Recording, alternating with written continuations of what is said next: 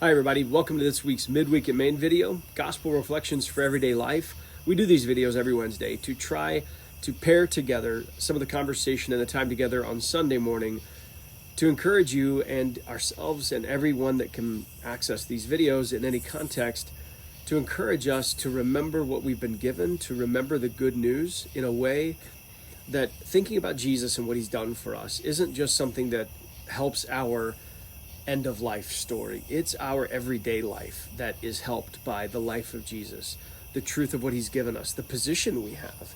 We are seated in the heavenly places with him right now. And that's not a physical statement to make. That's an understanding of our position in the universe. And you can get a bunch of weird sideways things from there. But the real actual intent for gospel reflections is that if we would reflect on the good news of Jesus, what he's done, what the whole Bible story is trying to tell us, tell the world about God's reigning victory over every spiritual power and every authority is ultimately his, and that whatever bad things happen in this world can be redeemed and almost like undone in a sense, and that God is absolutely working on our behalf for his glory. And that is the best news, because our glory builds our pride, our selfishness. We are a mess when we get glory, and yet God is pure and perfect light and marvelous in every way.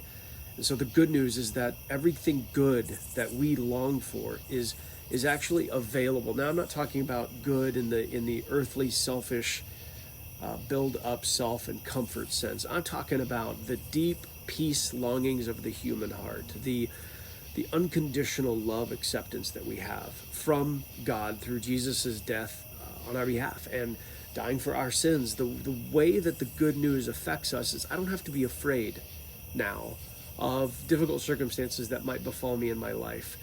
One of the things that happened this last Sunday with Rashad's message and just such a clear gift was thinking about his story about his daughter and the cell phone, and the power that the phone had in her life up until the consequences was so sufficient that it gave mom and dad, Rashad and his wife, it gave him and Brittany the power, if you will, until the phone didn't matter that much anymore. And then there was no power in it.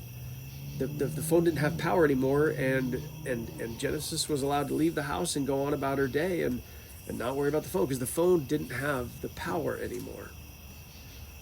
When Jesus suffered in the flesh, when Jesus endured what he did for the sake of the story unfolding as it does, what he was doing is he was not only accomplishing everything that he was set to do by the will of the Father, but he was also leaving us a very clear example. Now, here's why that's so important. Rejection awaits us in every relationship in our life, and we live our daily lives so in tune with and connected to the hope for pure and healthy, wholesome, safe, loving relationships.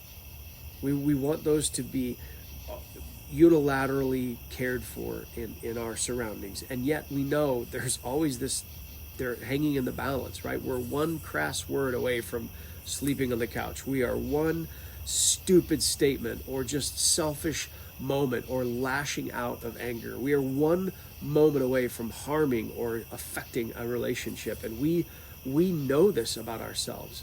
So when Rashad was talking through the power of that phone in his daughter's life, one of the things that I want you to think about in the middle of this week is there are things in your life right now that the enemy entices you with all the time that you think have true power over you.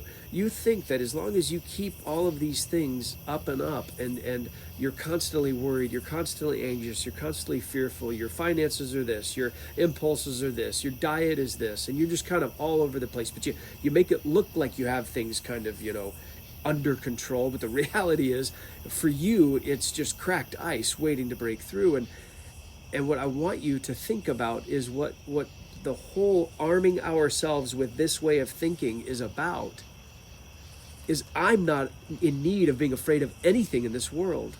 There's no diagnosis that can befall me that Jesus can't resurrect my body from. There isn't anything, think about this, there isn't anything that can happen internally or externally that God isn't in authority over and able to undo and reconcile. This is our living hope, Church at Main.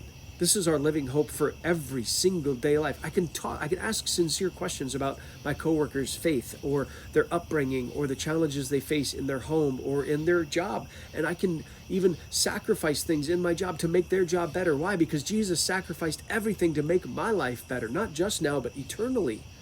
And this is our hope that he always comes through. He went to the spirits in prison and proclaimed to them that victory's his. They had to stay, but he got to go. Having our lives armed with this way of thinking changes everything about all of our lives. And not only all of our lives, but the interactions we have with the lives around us. You see, if you can go to work tomorrow, if you can be at work today and be an agent for peace, maybe your morning started off terrible. The coffee spilled in your lap, the breakfast sandwich was stale, whatever it was. Here you are, it's the middle of the day, you're moving forward in the afternoon, and you could let that early morning offset completely derail your motivations for the day. Or you can pray earnestly, God, who are the warmest relationships I have at work, the people that I get along with the easiest, and God, give me an access point today to ask them, hey, how are you really doing lately? How are things at home? Maybe you could even go so far as to say, you already know something that's going on in their lives, and you can say, hey, I want to apologize to you. You shared something really profound the other day, or really deep, or something that was going on in your life, and it dawned on me this morning that I need to stop and I need to be praying for you. I follow Jesus, and I'm learning from Jesus how to live my life, and one of the things he always taught was to pray to the Father. And so I just want you to know the things that you've shared this week with me at work, I want to pray that God resolves that for you. And then a couple days later, come back to them and say, hey, I've been praying for you. Any updates? How are things going? If we take our hope-filled lives in Jesus into the spaces that we occupy, having armed ourselves with this way of thinking that there's any rejection, I can face it. If I get made fun of at work, I can face it. If I even lose this job, I can face it. Why? Because one day I'm going to face Jesus. And when I do, because of what he's done for me and because of what he's given me, the free grace, the unbelievable grace of God in Jesus Christ, when I face him, oh, there's going to be singing and there's going to be joy and there's going to be praise, not because of my life, but because he gave me his. Do you see what this does for your week? Every single one of you, this does something. Rest in the gospel, the good news. By faith, you can walk through anything you face in this life. Have a great week, Church of Maine. We'll see you this Sunday.